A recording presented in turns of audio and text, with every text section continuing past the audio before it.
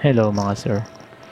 Once again, kung bago lang kayo dito sa channel ko, o kung bago pa lang kayo nag-aaral ng Mikrotik, mas maganda umpisahan nyo muna sa video number 1. Kasi sunod-sunod yung video series na ginawa ko. So kailangan umpisahan nyo from 1, 2, 3, 4, 5, 6. So para mas maintindihan nyo kung nasaan na tayo. So parang bootcamp, parang training style yung ginawa ko sunod-sunod. Okay, so ngayon umpisahan na natin. Ang topic natin ngayon, backup and restore. Napaliwanag ko na to dati sa isang video ko pero i-explain ko ulit. Gano'n ba ka-importante yung backup at restore?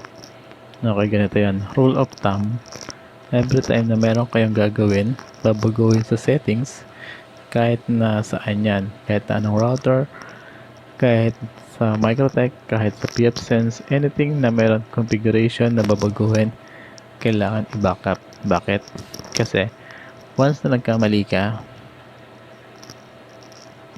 o meron ka na edit na modified na hindi mo alam na naka-apekto sa functionality ng device o ng software, may possibility na mahirapan kang ibalik o i-troubleshoot. Maibalik mo man, ma-troubleshoot mo man, baka abutin ka ng isang oras, kalating oras o mahigit pa. So sayang yung oras. So kung meron kang backup before ka gumawa, so pag na-restore mo to, back to normal. So mas madali mo siyang mata-troubleshoot, and then mas madali ka makakapag-adjust kung saan ka nagkamali. So umpisa na natin. So yung lagi kong ginagamit yung ping para lang makikita natin kung connected tayo sa internet.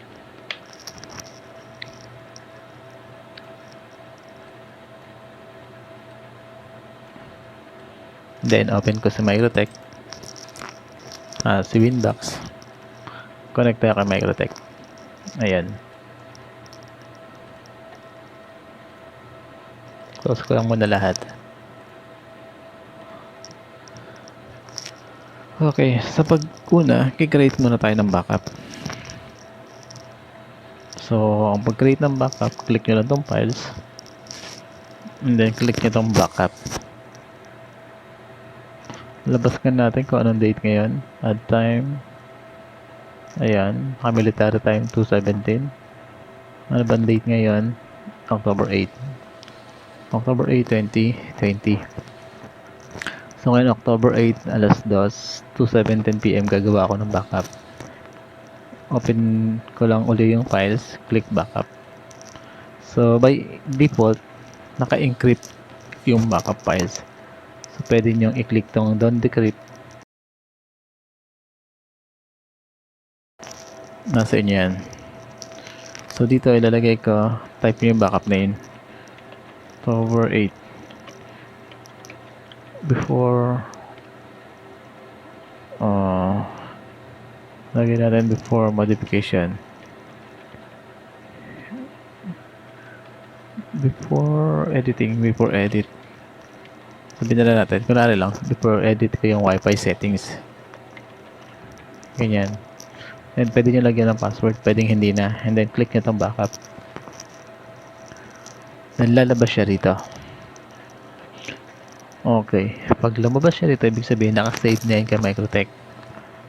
So pinaka the best, click mo yung backup na ginawa mo, then right click, then click mo itong download. Isang option yan, and then select mo kung saang location. So ilalagay ko siya sa desktop sa empty. Check natin kung nandito na. Ito. Ayan, so nandito na siya. Isa pang way, delete ko ulit yan. Isa pang way para mailipat mo kung saang folder by using drag and drop. Paano yan? Click mo to, left click, click and hold, huwag mong bibitawan, and then lagay mo siya rito kung saang folder o sa desktop. Saka mo ngayon bitawan. Ayan, yun ang two ways kung paano matransfer yung backup files from Mikrotik to your PC. So ganoon lang kasimple yung pag-backup. Ayan, pwedeng i-delete pag nakapin mo na, pwede mo na i-delete. Ngayon, kung mapapansin nyo, di ba nakaping tayo? Kunwari lang ang dami mo ng modification na ginawa o meron kang nakitang script sa YouTube, kinopy mo, nirun mo rito sa Microsoft ay sa Mikrotik mo. So pag run mo, nagkagulo-gulo na walang ka na ng internet or meron kang nag-aayos ka, accidentally na delete mo. Halimbawa na lang ito. Okay. Ito. Kunwari lang hindi mo alam pero na-delete mo. Tanggalin natin. Check nyo tong ping natin, mawawala yan. Ayan. So halimbawa, nag-configure ka accidentally o hindi mo alam meron ka na edit na hindi dapat ma-edit o nag-load ka ng script galing sa ibang Mikrotik na kinapin mo lang na gusto mo lang din ma-test kung working nga. And then after mo ma-restore, wala na. Hindi ka na makapag-internet. Yung mga wifi spot mo, wala na. So pinaka shortest and easiest way para bumalik sa dating connection mo yung restore naman. Consider nyo to time out siya. So ito na ngayon, by restore naman gagawin natin. Click mo tong restore. Click mo tong upload.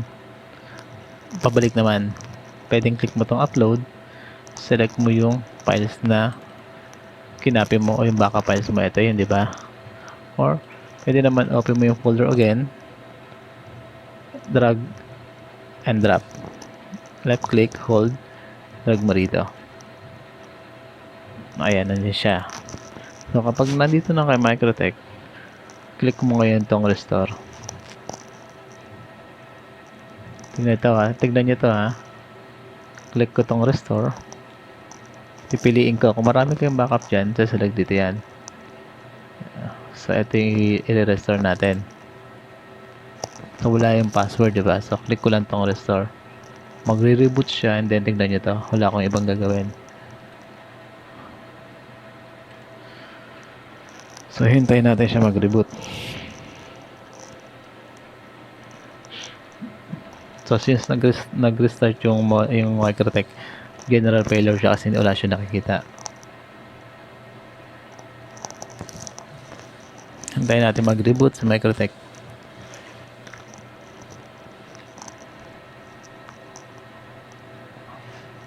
So napaka-importante ng backup and restore. So kung gagawa kayo sa ibang lugar o mayroon kayo sa servicean, yan ang lagi yung unang gawin, backup. Baka mamaya kasi sabihin ng client ko, oh dati gumagana yan, dati ganito, dati ganyan. So wala siyang may ikakatwiran sa'yo kasi pag na-restore mo yung backup niya before mo galawin, tapos tinesting mo siya, sabi niya dati ganito, dati working, oh ito yung dating configuration mo, hindi naman gumagana. So yun yung isa pa sa mga advantage ng mayroong backup. Okay, reconnect na natin. Yan. Ayun kita, pansin nyo. So check natin kung bumalik. Di ba binago natin, inalis natin yung routes. Ayan na siya. Di ba? So bumalik na. So hindi mo na kailangan mag-reconfigure. Restore mo lang yung backup mo. Solve na yung problema. Okay? Muli, kung bago sa channel ko, pakiclick naman yung subscribe at yung notification bell para updated ka sa tuwing maglalabas ako ng bagong video. And then, huwag na rin kalimutan i-share kung maaari. Okay? Maraming salamat.